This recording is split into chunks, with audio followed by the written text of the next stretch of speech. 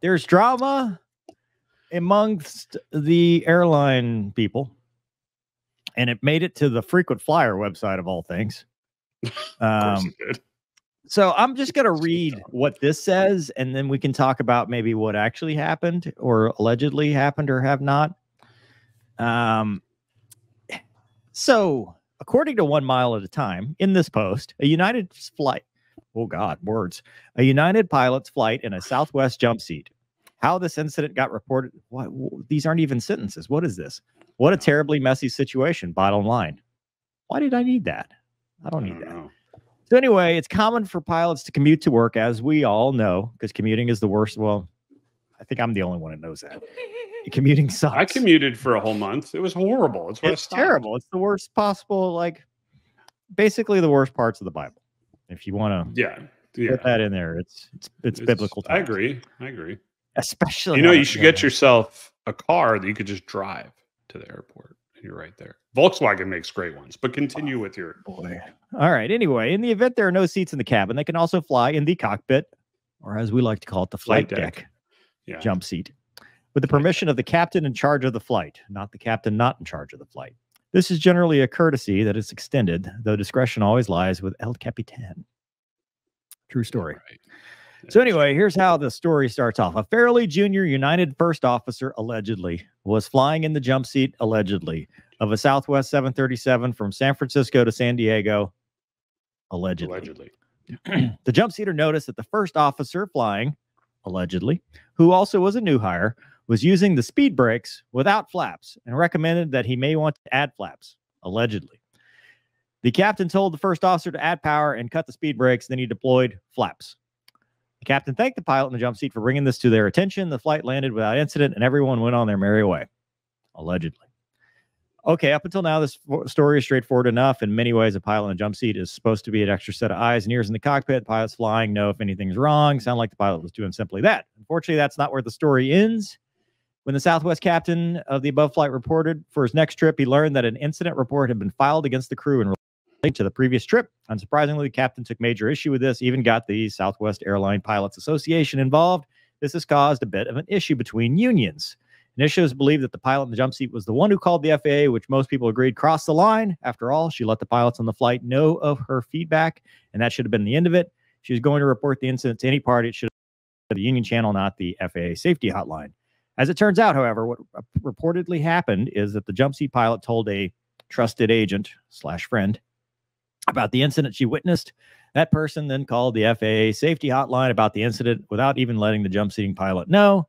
And here's the post that started at Jean in NYC. That is a 737 torture chamber, aka the flight deck. It is not that spacious. That is a lie. It's a sim with the doors open. I'm telling you right now, there is no way there's that much room. I've flown it. It's not.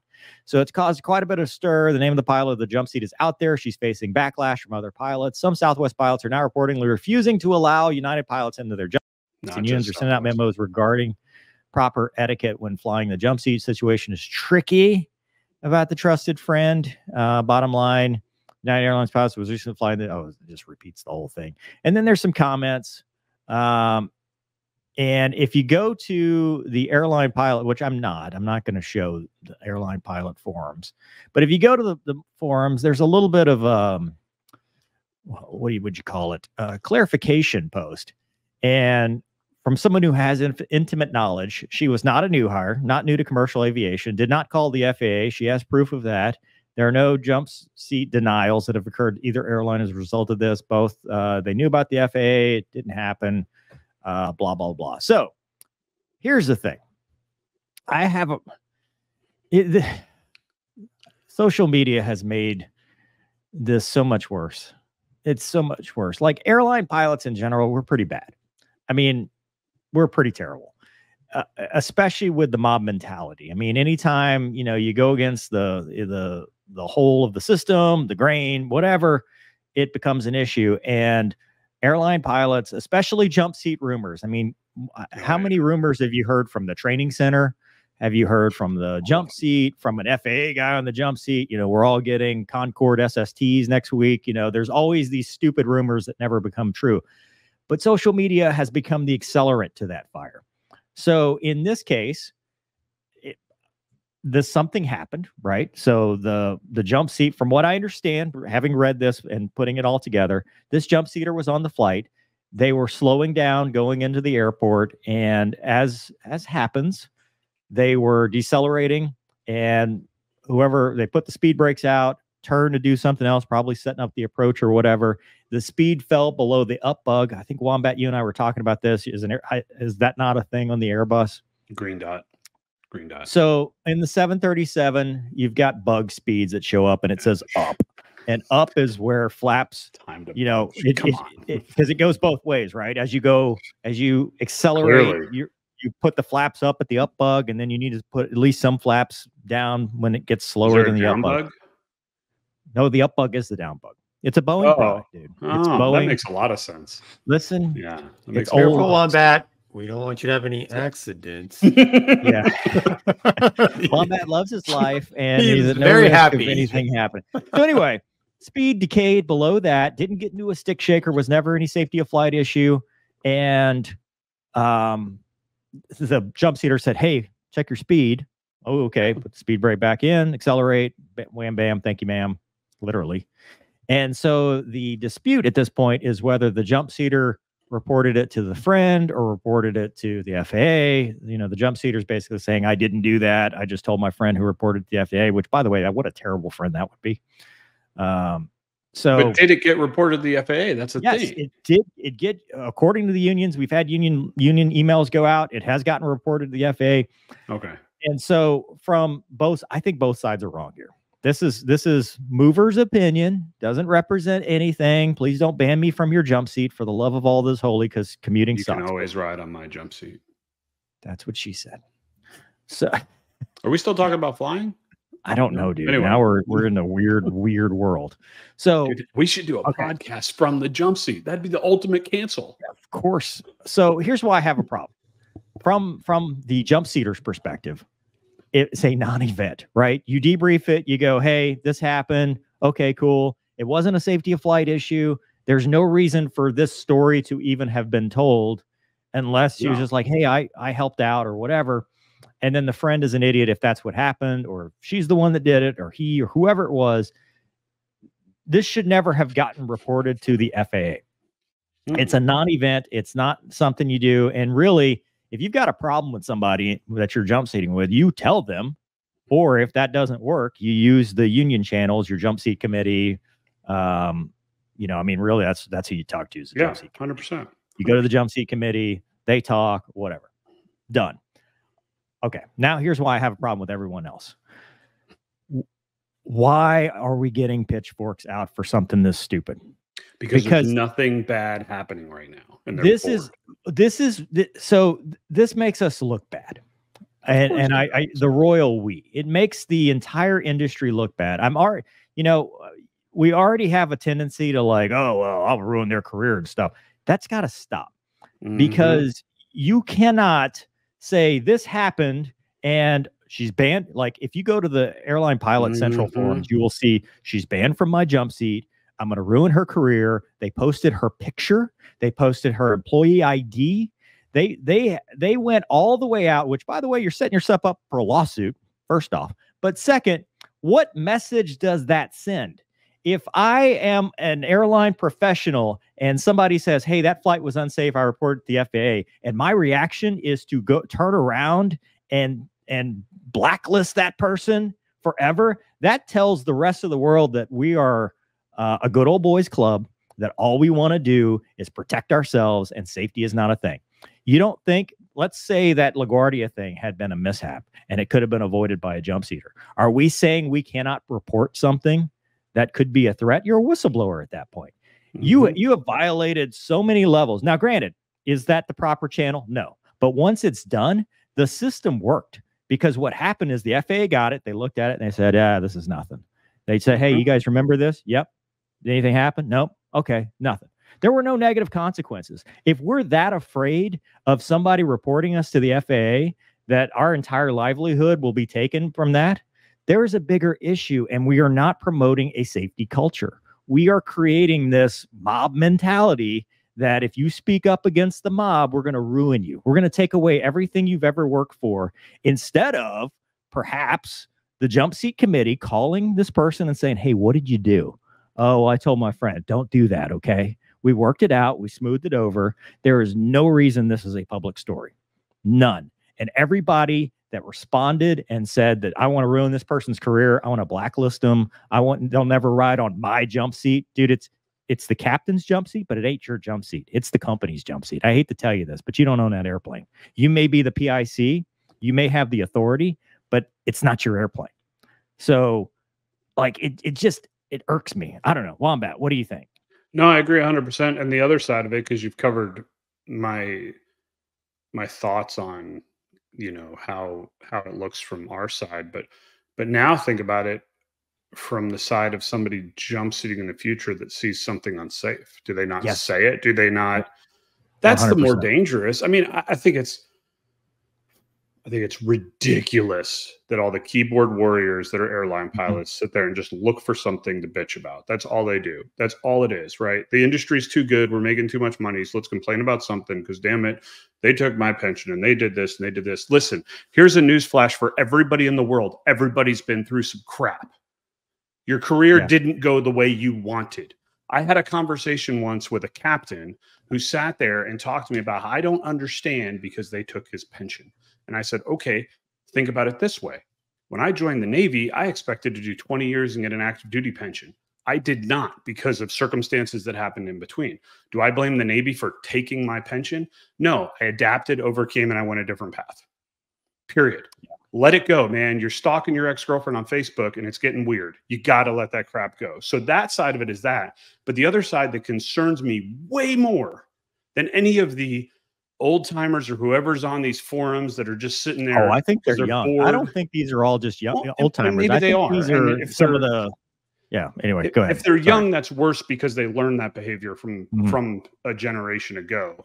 But the thing that scares me more is the safety aspect of it, because I don't care about any of this stuff. Right. At the end of the day, there's a reason why I fly. There's a reason why I teach.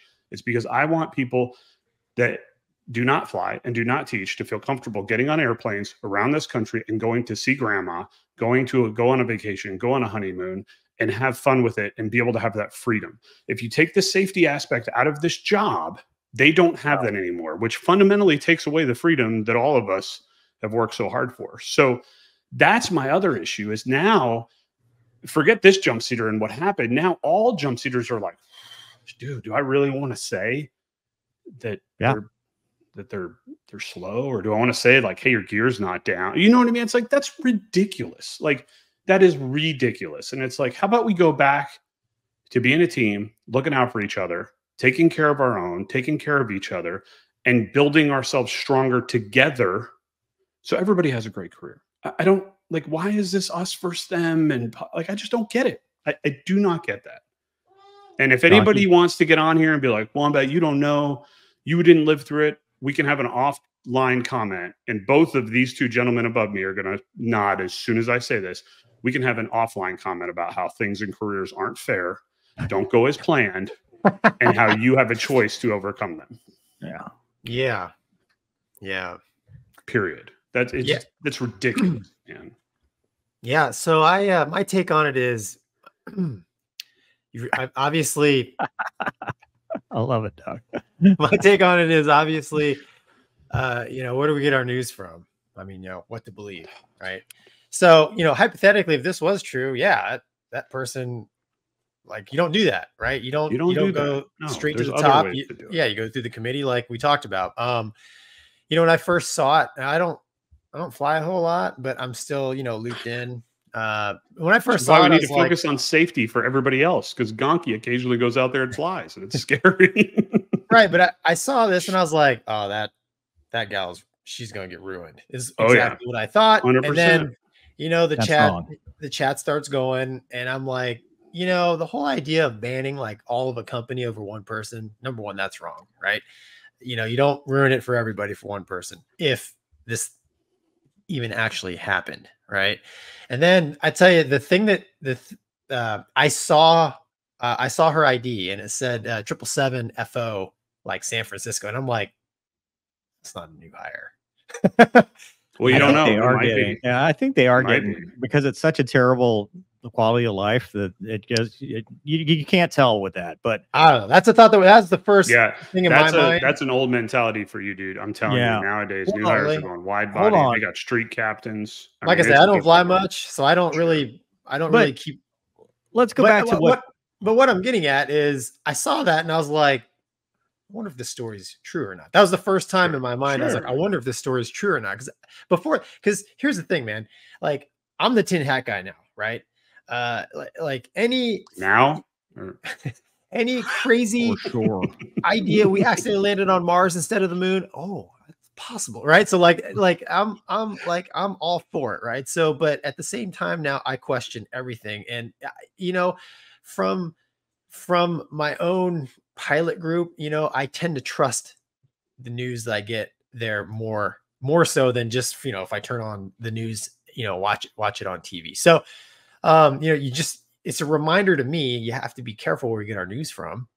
And then, you guys all, the safety thing is huge. Anybody that, I think as military aviators, we're all taught to be humble, right? So all three of us, I mean, I speak for myself for sure. Like when I'm briefing the captain, I'm like, I say, hey boss, I don't fly much. I'm a knuckle dragging naval aviator. Like, I respond best when you hit me over the head. Don't sugarcoat nothing. Just tell me when I'm messing up. So, the safety part does concern me, because you don't want, I've always been of the mentality, I'd rather have my career completely ruined, but be alive.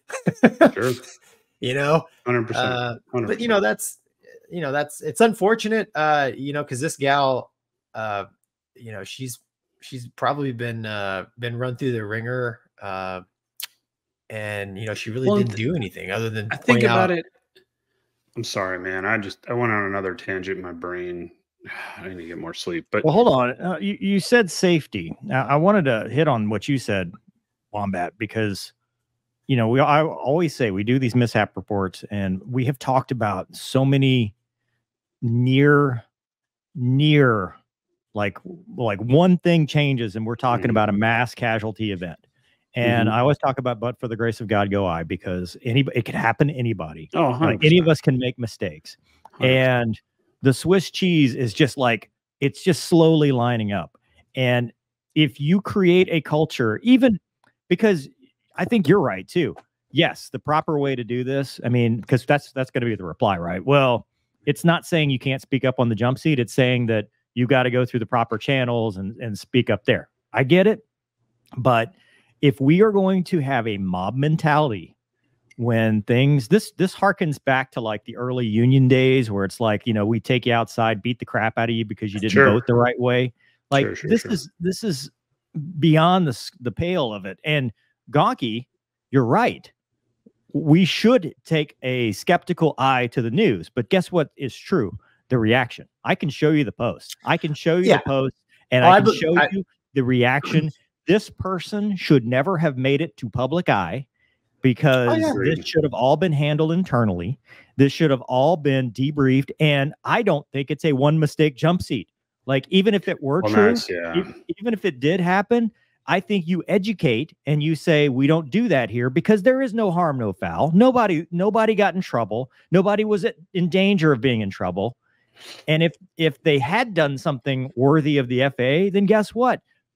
We are a safety conscious group of professionals. We should be able to take the debrief on board and not lynch mob somebody. That's all I'm saying. Well, and that's the thing it's now turned we saw this in the military. You can't turn the culture into a one fault thing. So let's say hypothetically, the jump seater did make a mistake and did report it. Hypothetically, I don't think that's what happened, but let's say that's what happened and it got out.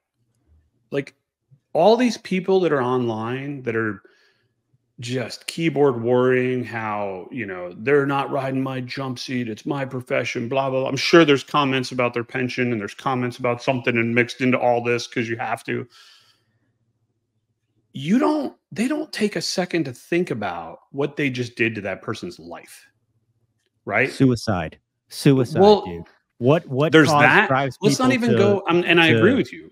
But what about, take it down a notch? well, I can't jump seat anymore, so I guess I'm gonna have to move to my base. I have to sell my house. I have to, like, people don't think about the ramifications of what their little nubby fingers do on a keyboard, and they feel better about themselves. Oh, I showed them. I showed them. That was great. I really made a difference with my comment. I think I really changed the world by saying that they're not going to ride my jump seat. Meanwhile, and then they go back to their miserable marriages and their miserable lives, and they're not hiding happy. behind airline pilot 6969 on the forums because I don't use my real name. That's right. Yeah, it's probably a picture of an F4 as the Wrangler avatar. extraordinaire. No, it just, that's the stuff that gets me. Is it's like, dude, like, we have this mix, this blending of generations and technologies that's never happened before. We're like, and I don't know how you guys are, but in our contract, when we vote for a new contract, I think it's like a minimum of 30 days you have to sit on that vote. And that goes back to the days where they mailed you the contract, so you had time to read it. And now we're in a world where within seconds of this going live, this person's life could be ruined. And like, people don't get the difference of that. They don't understand the ramifications of what they're doing. And that's why I came on here. Like, part of the reason I stepped back a little bit from this is because of a lot of the negative comments. I'm like, dude, I don't need to hang out. I mean, I like hanging out with you guys, but like, I don't need to talk about this stuff if all it's going to do is bring back negativity. Like, that's BS, man. Like, if you don't want to hear from me, don't hear from me. How about that? And that's the same thing. So, but they do want to hear from you. They've made it clear. But the thing about it is, nobody who made those comments, because like Mover said, did the plane crash? No. Did any of the pilots get truly violated? No. Are any of them losing livelihood? Nope. Have we even heard of who the pilots are, names wise? Nope. It's all this one person's life that gets affected. So I don't even care if they did screw up and made a mistake. It was one mistake. You don't lynch mob somebody for one mistake. Now, on the flip side, if you're a D-bag and you do this all the time, rule number one always applies. Number one. That's right. Rule number one always applies. I'm not, two things can be true. Two sides can be wrong.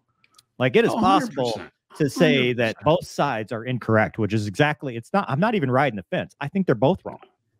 Like, I agree. Like, I agree. End of speech. I agree. Okay. Anyway, so that's that. Anyway, my jump seat's open when I fly, which is not very often. So I don't have a jump seat, so whatever.